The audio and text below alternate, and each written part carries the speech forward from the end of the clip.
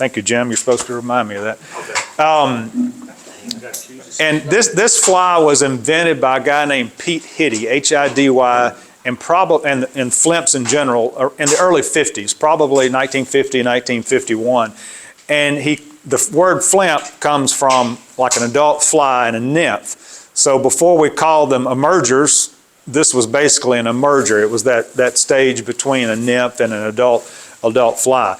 And Flymphs were really buggy, kind of messy looking flies. If any of you have seen, like Catch has taught us, the Polly Rossburr's hare's ear, that really fuzzy, buggy fly. Well, these Flymphs are kind of like that. So they look a little bit messier than some of our other flies. But the cool thing about it, the technique we're going to use tonight to tie this is you can vary the color of your dubbing, you can vary the color of your hackle, the color of your thread, and use this technique to really create any number of soft hackles. Now the one we're tying is unweighted. So you could actually grease this up and fish it in the film on the surface. You could let it sink just a little bit under the surface and strip it in, or let it get good and wet and let it sink a couple of feet under. But you can also, which would be my preference for weighting, either put a bead head on it or put lead wire under the dubbing if you want to. So this is it's almost like a foundation fly that you can build other flies from. And the dubbing we're using tonight is, of course, it's a blend. If you order March Brown dubbing, this is what you get. And that doesn't look like the March Brown. Show you all online. It's a real light tan color dubbing.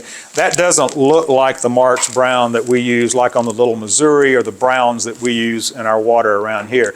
So what I did was I took this dubbing, this March Brown dubbing, mixed a bag of regular old just brown rabbit with it, and put a little bit of rusty rabbit just to give it a little reddish tint. So it was a real easy blend, and that's the dubbing you have. I've got extra if you want to pick up a little bit to take home with you tonight.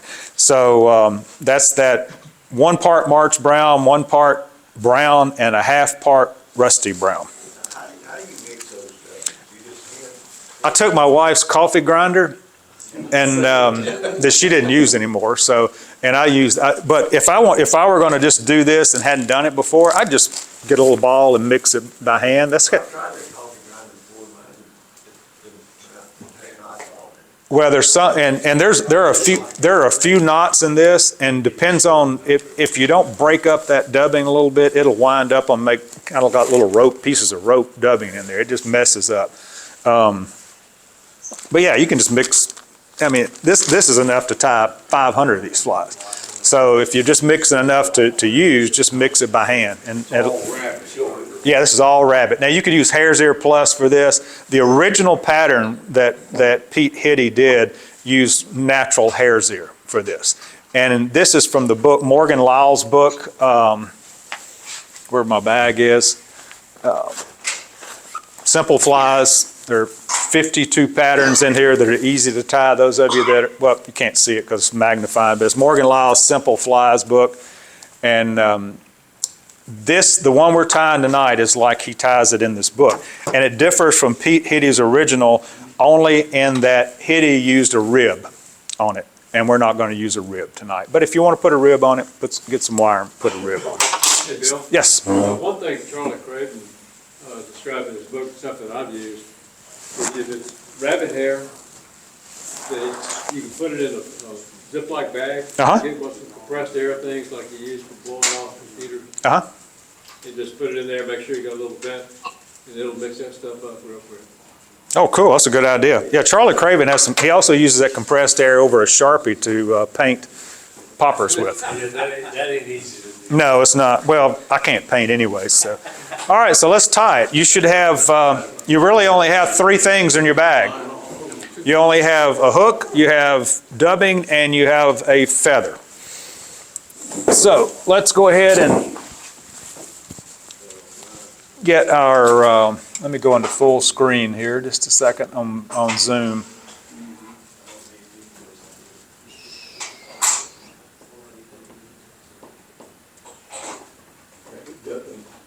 Actually,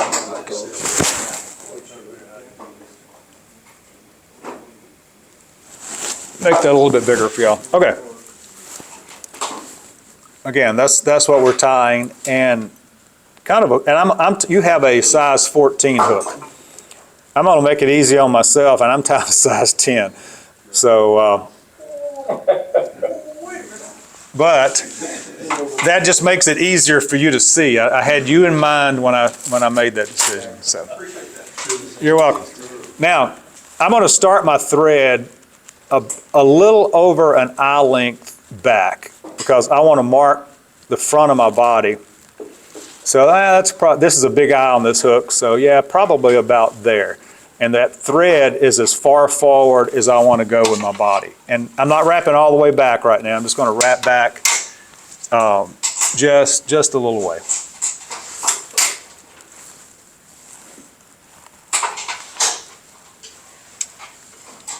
Okay. Now, bring your thread back to that front of your thread base. And this feather is really an inexpensive. This India henback and natural. It's Hareline's India henback. It's like $10 for a bag of it. You can probably get 50 flies out of that bag. Most of them are too big to use. And we're going to strip all this fuzzy stuff off the bottom. So go ahead and take your feather, and we want to leave, we don't need more than about 3/4 of an inch to an inch at the top of it. So let's go ahead and strip all of those fuzzies back. Both sides? Both sides, yes.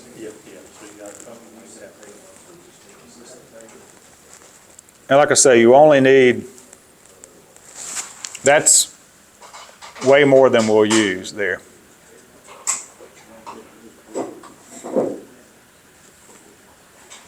So go ahead and get it stripped. And you'll notice the feather has a curve to it. And this is kind of an interesting way to do a soft tackle. We normally will take a soft tackle and pull the feathers back and tie it in by the tip like this and then wrap it. Well, we're not going to do that. We're going to tie it in just like this, sticking out over the eye of the hook. So I'm going to place it on the near side of the hook. Now notice that I don't wrap my thread over my feathers. I don't bring my actual feather fibers back into my thread. I give myself a little bit of stem there to give myself a little bit of space. So I'm going to take, What about the curve? the curve is up. The concave side is away from the hook. Whether it's towards you here or straight up like that. So that's, yep. You want to end up on top or on the side? It doesn't matter, but you want it on one or the other. That's a good question. Mine's probably going to end up on top. That's technically where you want it, but you just don't want it on the other side of the hook. And I'll just wrap this back to about the back of my thread and then just trim off that piece.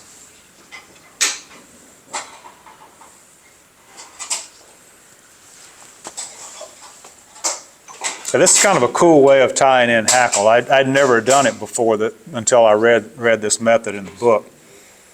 Now, go ahead, once you've trimmed off your stem, let's go ahead and make a thread base all the way back to just above the barb. And when you get above the barb, wrap back forward, leaving your thread about the point. And the reason we want that little thread base, when we tie the tail in, it just helps those feathers from slipping all over the hook.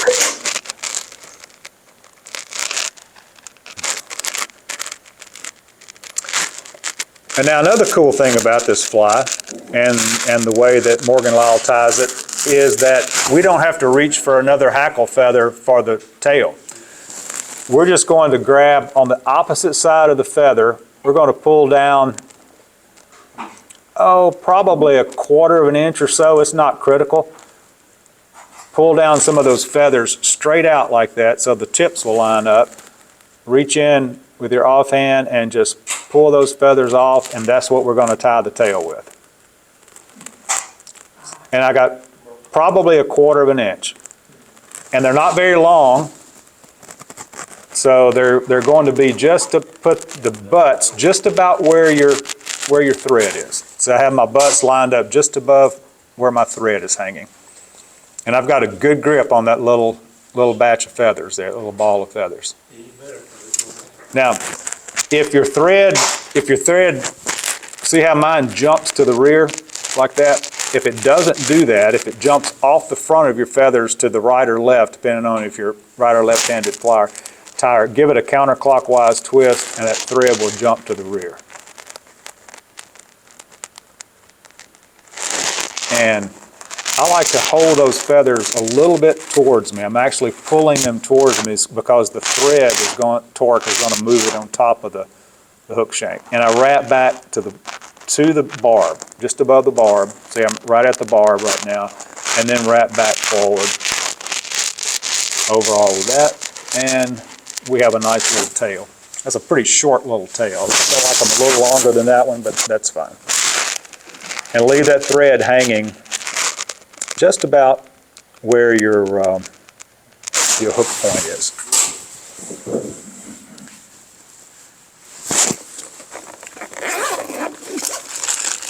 All of you have something to twist dubbing with or no?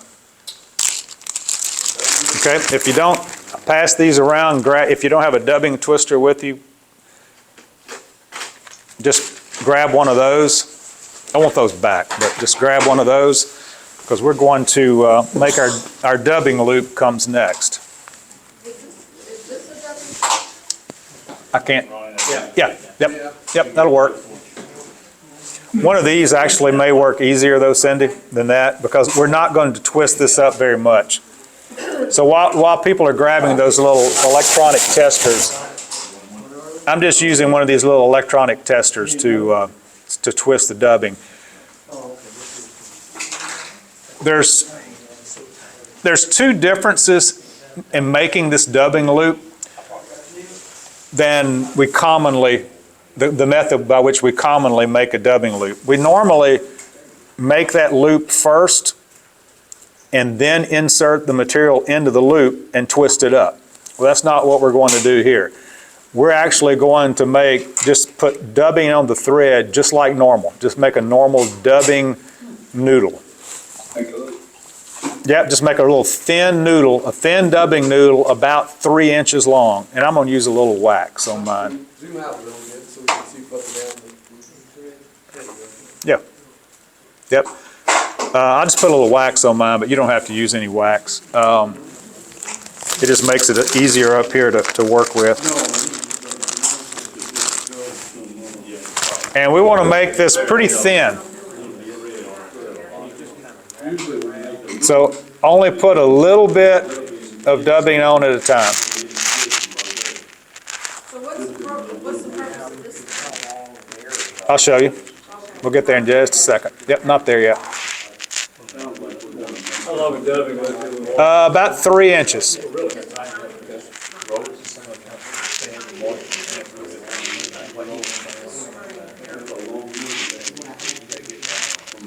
You actually won't need that much, but if you've ever made a dubbing loop and run out of dubbing, you can't add any, or it's really difficult to try to add dubbing once you do that. So I have about a 3-inch long dubbing noodle here.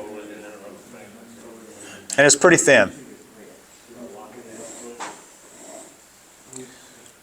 I'm going to give everybody a minute or two to finish your dubbing noodle, and then we'll make our loop.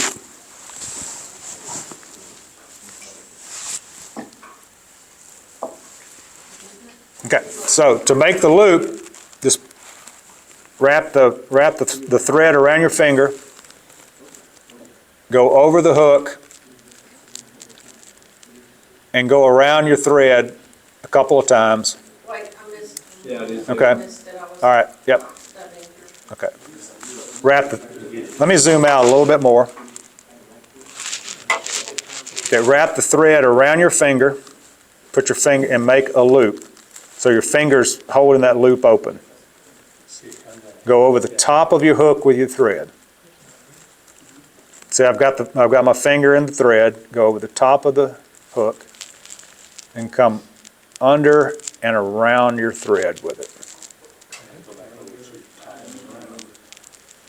And what that does, that seals off that loop.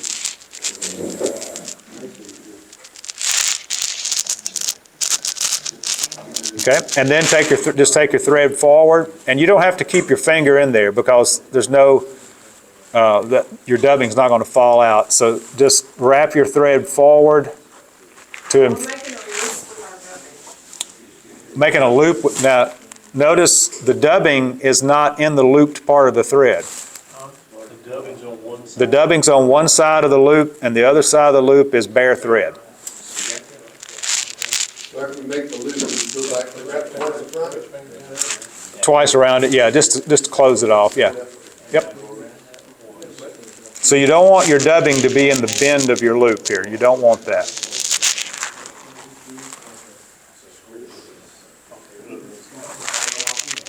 You don't want the dubbing wrapped. You don't want your dubbing to go around the bend of your loop. Yep.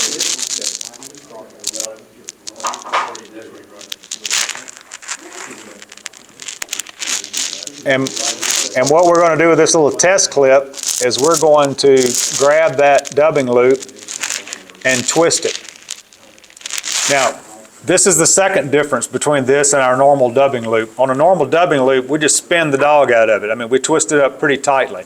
Here, you don't want to twist it more than 12, 15 times.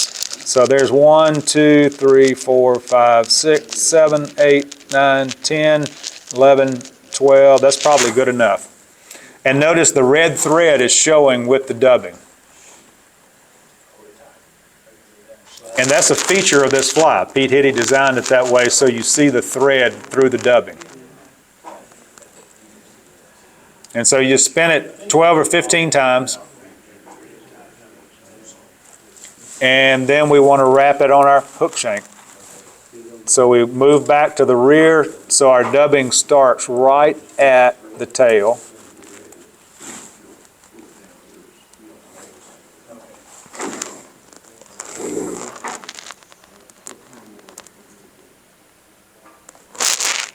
Our dubbing starts right at the tail.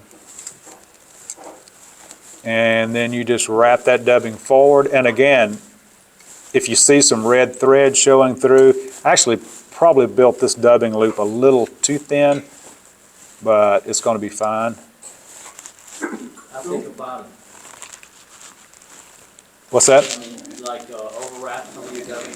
How thick? Yeah, you don't need to taper it if you don't want.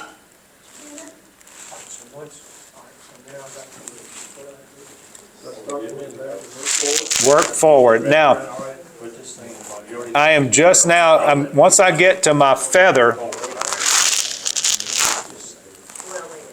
I want to make one wrap in front of the feather. So wrap up to the very back of your hackle stem, and then pull it back and take one wrap in front. One complete wrap in front.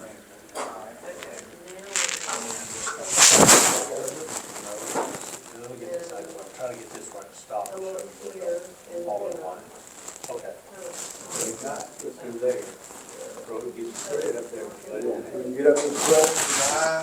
You get up and make one wrap in front of the feather, and then tie off your dubbing there.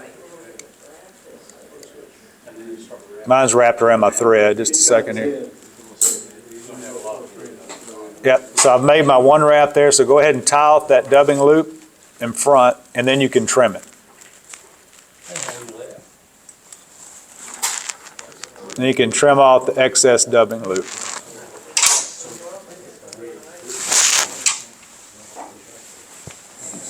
All right, we'll stop here for a second, let everybody catch up. The thread is too big.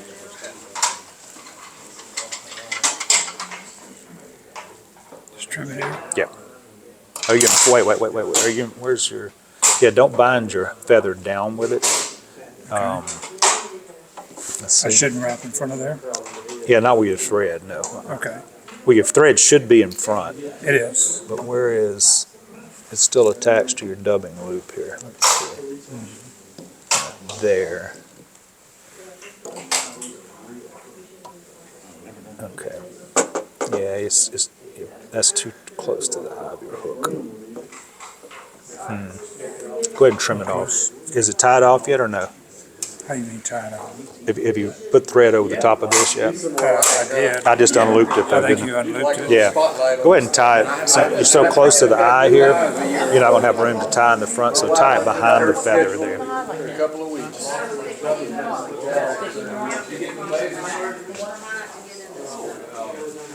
That's what I got. I don't know. Okay, let's go back. Be the first fly I've ever tied.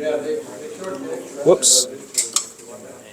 Don't worry about it. That would be Grant Pash. Even fish don't know the difference up there. Yeah, I'm gonna wrap that back a little bit for you to kind of just make some space there. I got all- Because you want to keep it, it's tough. That's one of the first things you always have to work on leaving enough space behind the eye. So I'm wrapping back here a little bit just to give you some space. All right, now, you're good. You're good to go right now. Okay. Are we wrapped up yet? Now, we're gonna cut off the excess. Yeah, cut off the excess of your dubbing loop if you haven't done so already. You should have something that looks relatively like I have on, kind of like I have on the screen there.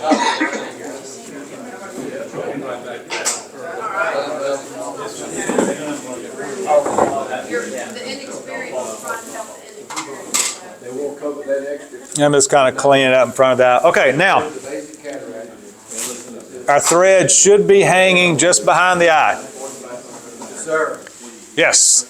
And so we grab with our hackle pliers, or I'm just going to use that same little material clip I just had. I'm going to grab the tip of my hackle. And don't pull hard on it because it will break. I already broke my thread. Yeah, I'll use regular hackle pliers. Just a second here. If you have hackle pliers, there we go. And you want to press on each side of those feathers to kind of get them pointed to the back. Get them angled to the back a little bit, kind of like that. And we're going to make probably about 3 wraps. Notice I'm wrapping that stem where I pulled off my tail first. Okay, there's 2. And pull back each time just to kind of keep it clean in the front. So you wrap it towards the front with the... Yeah, I'm wrapping towards the front. Okay. Yeah, and I just broke the end of mine. I've tied about 6 of these without breaking one, but now's the time I break one. And then you get mad. Pressure's on, Yeah. You gotta perform that. And it's going to look like a mess as you wrap this. Just kind of sweep those to the Stay rear. up towards the eye with it. when you're You don't want to go all the way to the eye with it. But you're not going back. towards the No, eye. you're going towards the eye with it. Yep. All right. And now just loop the thread over right behind the eye and tie off that excess hackle. And then reach in and trim your hackle off. And you've got something that looks really messy like that.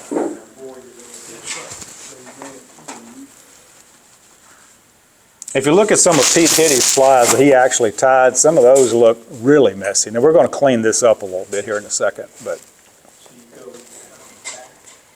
you wrap toward the eye of the hook. Wrap your hackle toward the front, toward the eye.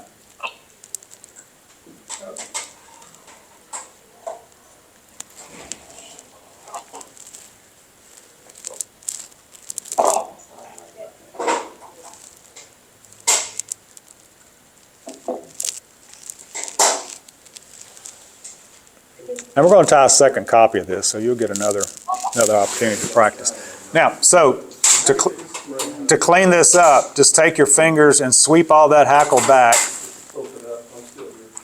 and build a nice little red thread head right behind the eye of the hook. And build kind of a medium head. That's part of the feature of this fly.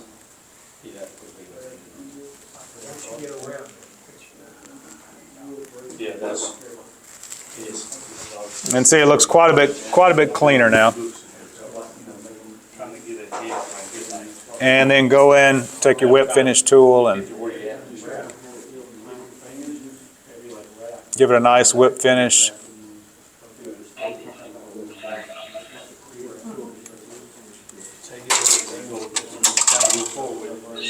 string wrapped around that and hold it. No worries. I had it up here, wrapped it once. And you'll want to use a little head cement. I'm not going to put any on this one, but you'll want to use a little bit of head cement on the fly. And that's it. Wrap your head up. Oh, this ain't great, bro. What is that?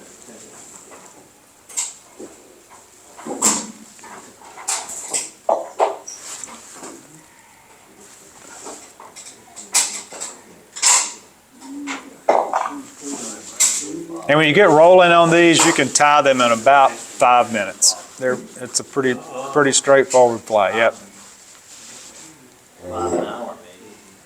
5 an hour. 5 an hour already. So it's. But you can tie 5 of them an hour, or you can